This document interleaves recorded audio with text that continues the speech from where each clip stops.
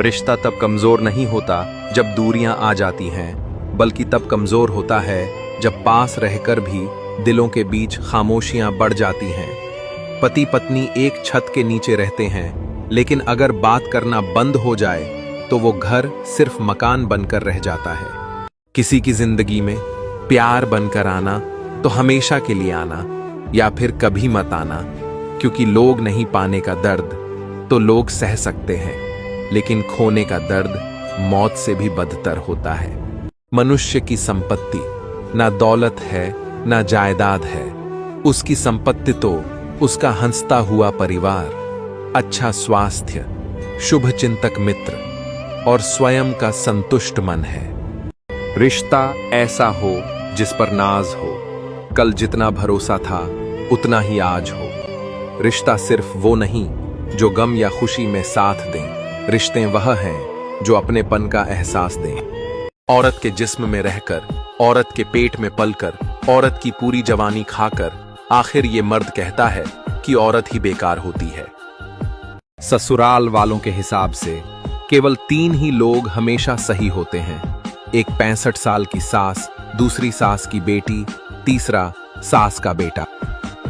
आप कितने भी अच्छे हो, कितना भी अच्छा काम कर लो, एक बात हमेशा याद रखना, जो गलत समझता है वो आपको मरते दम तक गलत ही समझेगा। क्योंकि नजर का ऑपरेशन किया जा सकता है पर नजरिए का नहीं। एक मर्द दुनिया में आता है औरत के जरिए, उसका पालन पोषण भी एक औरत ही करती है, उसको प्यार भी औरत से ही होता है, वह शादी भी औरत से ही करता है। पर हैरानी इस बात से है कि मर्द कभी औरत की इज्जत नहीं करता है। अक्सर लोग हमारी एक गलती पर हमारी सारी अच्छाई भूल जाते हैं और उन्हें याद रहती है तो बस हमारी एक छोटी गलती, भले ही फिर हम उन्हें कितना भी समझा लें, वे सिर्फ अपनी जिद पर रहते हैं और हर दिन हमें उस गलती का एहसास करवाते हैं। जो इंसान तुमसे प्यार करता है वो तुम्हारी हर छोटी बड़ी गलती पर तुमसे नाराज हो सकता है, पर वो तुम्हें माफ कर देगा और तुम्हें फिर एक मौका देगा। उस इंसान के लिए यह एक मौका कभी खत्म नहीं होता है। अपनी बेटी को एक मां के सिवाय कोई नहीं समझ सकती, क्योंकि अपनी कोख से लेकर उसे विदा करने तक और उसके बाद भी सारी जिंदगी वो यही कोशिश करती है कि जो मैंने सहा है वो मेरी बेटी को न सहना पड़े और वो हमेशा खुश रहें। सलाम है उन औरतों को जिनके ससुराल में आंसू नहीं सूखते और मायके से फोन आ जाए तो हंसकर बात कर लेती हैं और लोग फिर भी औरत को कमजोर बता देते हैं। प्यार कभी अपनी जरूरत पूरी करने के लिए नहीं होता। प्यार हमेशा एक दूसरे के सुख दुख में साथ और भावनाओं को समझने के लिए होता है।